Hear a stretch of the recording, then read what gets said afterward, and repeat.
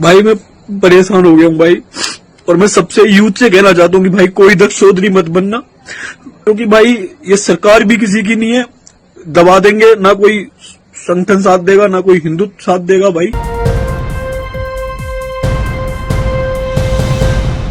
आदाब, मैं हूं शकील अहमद और आप देख रहे हैं न्यूज MX। हिंदूवादी संगठन से जुड़े हुए एक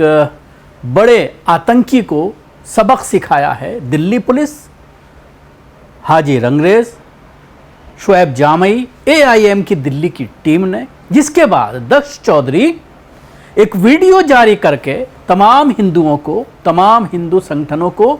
गाली दे करके रोता हुआ नजर आ रहा है। बधाई देना चाहूंगा दिल्ली पुलिस और AIM की मजलिस की जो टीम है दिल्ली की, उसको कि तुरंत इस पूरे मामले पर कार्रवाई करते हुए FIR दर्ज कराई गई शास्त्री पार्क थाने में, और उसके बाद पुलिस ने कार्रवाई करते हुए गिरफ्तारियां भी की। गिरफ्तार होने से पहले दक्ष चौधरी ने एक वीडियो डाला जिसको लेकर के ये सवाल खड़ा हो रहा है और लोग मजाक भी बना रहे हैं कि जैसे ही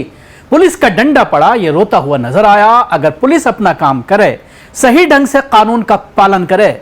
जैसा कि शास्त्री पार्क पुलिस ने की है, शादरा के DCP का भी इसमें इन्वॉल्वमेंट रहा है, और उसके बाद ये FIR दर्ज की गई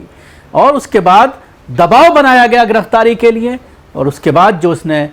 वीडियो जारी किया है वो भी आप सुन लीजिए। सभी को जय श्री राम, जय गौ माता की। भाई मैं दक्ष चौधरी आज सभी हिंदुओं से मैं ये पूछना चाहता हूँ कि मेरे ऐसे कौन से अपराध हैं कि आज मुझे प्रशासन ने आतंक अपराधी घोषित कर दिया है।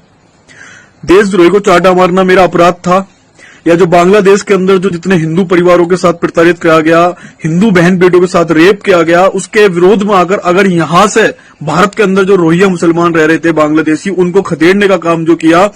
वो क्या एक अपराध था? आज प्रशासन इस तरह से मेरे पीछे पड़ा हुआ है और मुझे आतंक अपराधी घोषित कर दिया गया है। और मैं पूछना चाहता हूं कि ऐसा कौन सा अपराध स्वतंत्र ने कर दिया, ऐसा कौन सा अपराध पिंकी चौधरी ने कर दिया कि उन पर इतने गंभीर मुकदमे के साथ लाकर जेल भेज दिया गया। और मैं पिछले एक हफ्ते से छिप कर रह रहा हूं, भागता फिर रहा हूं, और आज मजबूरन मुझे वीडियो डालनी पड़ रही है क्योंकि मेरे परिवार को, मेरे भाई को 1.5 घंटे प्रशासन ने मारा पीटी करी है, मेरी बहन के साथ बदतमीजी करी, गालियां दी गई। भाई मैं परेशान हो गया हूं भाई, और मैं सबसे यूथ से कहना चाहता हूं कि भाई कोई दक्ष चौधरी मत बनना, क्योंकि भाई ये सरकार भी किसी की नहीं है, दबा देंगे, ना कोई संगठन साथ देगा ना कोई हिंदुत्व साथ देगा भाई। क्योंकि आज स्वतंत्र जेल के अंदर है, मैं पिछले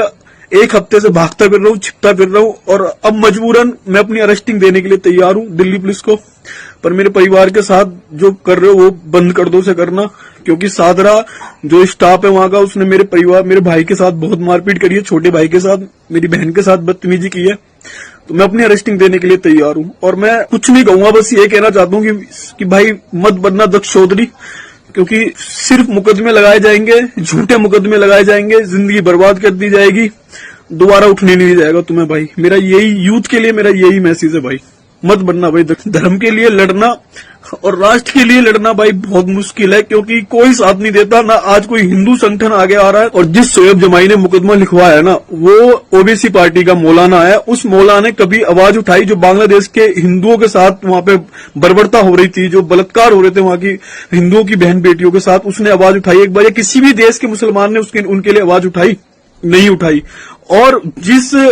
मौलाना ने, जिस शुएब जमाई ने मेरे स्वतंत्र के नाम पे FIR कराई है शास्त्री पार्क थाने में, उस थाने में उसने झूठी FIR कराई है कि जिनके साथ हमने मारा पीटी करी, सिर्फ खदेड़ने का काम करा, मारा पीटी भी नहीं करी थी, सिर्फ हमने ये कहा था कि भाई अपने बांग्लादेश भागो। उसने उन वहां पे झुटला दिया और वहां के लोकल मुसलमान उठा के खड़े कर दिए कि ये बंगाल के मुसलमान हैं। तो मैं ये पूछना चाहता हूं शुएब जमाई से भी कि जो वहां पे मुसलमान, जो बंगाल के मुसलमान जो वहां हिंदुओं का नरसंहार करते हैं, वहां पे हिंदुओं की बहन, हिंदू दलित बहन बेटों के साथ रेप करते हैं, क्या वो मुसलमान बंगाल के नहीं है? क्या वो देश के मुसलमान नहीं है? उनके खिलाफ आवाज क्यों नहीं उठाता? ना आज कोई पक्ष आवाज उठा रहा है और ना कोई विपक्ष, आज कोई नेता आगे काम अगर सरकार ने पहले किया होता, प्रशासन ने पहले किया होता, कि जिस तरीके से बांग्लादेश के अंदर हिंदुओं के साथ में जो प्रताड़ित किया था, जो बर्बरता की जा रही थी, अगर उसके चलते एक्शन लिया होता, यहाँ पे जो रोहिंग्या मुसलमान थे उन्हें यहाँ से खदेड़ा होता, तो शायद हमें जरूरत नहीं करनी, या हम ऐसा कभी नहीं करते, या हम। और अगर आज राष्ट्रवाद, जो हमारे जैसे भाई जो दबा दिए जा रहे हैं ना, कभी कोई धर्म के लिए नहीं खड़ा हुआ, ना कभी वो राष्ट्रवाद के लिए खड़ा हुआ, क्योंकि कोई नहीं चाहता कि भाई उसके परिवार पे कोई बात आए, उसके परिवार को परेशान करा जाए, या गाली उसके, जिन्होंने, मेरे परिवार ने क्या गलती करी है, मेरे परिवार का इसमें दोष क्या, जो पुलिस इस तरीके से परेशान कर रही है मेरे परिवार को, मेरे भाई को मारा जा रहा है। भाई मरना तो एक दिन है, या तो जिहादी ताकतें मार देंगी, या ये सरकार दबा देगी, या प्रशासन दबा देगा। तो इससे तो भाई अब बिल्कुल टूट चुके हैं भाई। अब शायद कभी भी आगे चल के भाई कभी राष्ट्रवाद की बात नहीं करेंगे, या कभी धर्म, क्यों? क्योंकि अब समझ में आ गया कि जो राष्ट्रवाद की बात करेगा, जो धर्म के लिए स्टैंड लेगा, उसके साथ झूठे मुकदमे, गंभीर मुकदमे लगाए जाएंगे और उसे जेल भेज दिया जाएगा, और वो जिंदगी भर मुकदमे झेलता रहेगा, कोई उसका साथ नहीं देगा। बस यही बोलना चाहता हूँ, सरकार से बोलना चाहता हूँ कि इतना भी हमने कोई बुरा नहीं करा, इतना भी कोई हमने गलत नहीं करा, इतनी बड़ी हमें सजा दी जा रही है। और सभी हिंदुओं से ये कहना चाहता हूँ कि भाई लड़ना सीख लो। तो देखा आपने किस तरह से दक्ष चौधरी, जो लगातार मुसलमानों के खिलाफ जहर उगलता है, और बांग्लादेशियों के नाम पर शास्त्री पार्क में कुछ मुसलमान रह रहे थे जो वेस्ट बंगाल के बताए जा रहे हैं, और कुछ और इलाकों के भारत के बताए जा रहे हैं, भारत के ही नागरिक हैं,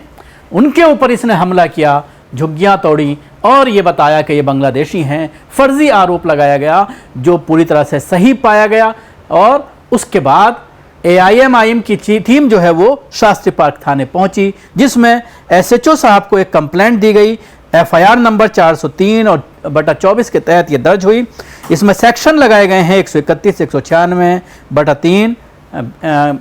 /5, ये धाराएं इसके ऊपर लगाई गई हैं, जिसके बाद ये रोता हुआ नजर आ रहा है। इस पूरे मामले पर जब FIR दर्ज कराई गई थी तो शुएब जामई का क्या कहना है, जो दिल्ली के प्रदेश अध्यक्ष है मजलिस के, वो भी सुन लीजिए। इसमें बहुत अहम किरदार निभाया, और यहाँ आकर के SHO साहब से मिल करके उन्होंने एक कंप्लेंट दी, ऑफिशियल कंप्लेंट, और पहले से भी जो मुकदमा चल रहा था उसमें और मजबूती अब आएगी, और उनसे वादा किया गया है कि गंभीर धाराओं में मुकदमा दर्ज करके इनका जो है यहाँ से फौरन इसकी गिरफ्तारी की जाए। कई जगह इनकी यहाँ से सर्विलेंस की टीम लगा दी गई है, और वो फरार है दक्ष चौधरी, जो खुद को गुंडा बताता था और गरीबों पर हमला करके खुद को यहाँ से मूंछों पे ताव देने वाला। दिल्ली मजलिस तमाम ऐसे हिस्ट्री रॉडी और हिस्ट्री सीटर लोगों को यहाँ से सही जगह लाने का काम करेगी, और उनको यहाँ से समझाएगी यहाँ से कि अब दिल्ली में गुंडागर्दी नहीं चलेगी। इसलिए दिल्ली प्रदेश मजलिस की प्रदेश कमेटी की तरफ से यहाँ से ये एक्शन लिया गया है, और मैं अपने साथियों को बधाई देता हूँ उनके इस कार्य के लिए। तो देखा आपने किस तरह से इस पूरे मामले में जब कार्रवाई की गई, इसीलिए बार बार कहा जाता है कि जब भी इस तरह का कोई कानून को हाथ में लेने की कोशिश करे, मुसलमानों के ऊपर हमला करे, या फिर मुसलमानों के खिलाफ हेट स्पीच दे, तो कोशिश ये की जाए कि मुताल्लिक थाने में जाकर के FIR दर्ज कराई जाए, गिरफ्तारी का दबाव बनाया जाए। हाथ में कानून को लेने की ज़रूरत नहीं है, बल्कि कानून का सहारा लेकर के ऐसे आतंकियों को, ऐसे गुंडों मवालियों को सही करने की ज़रूरत है।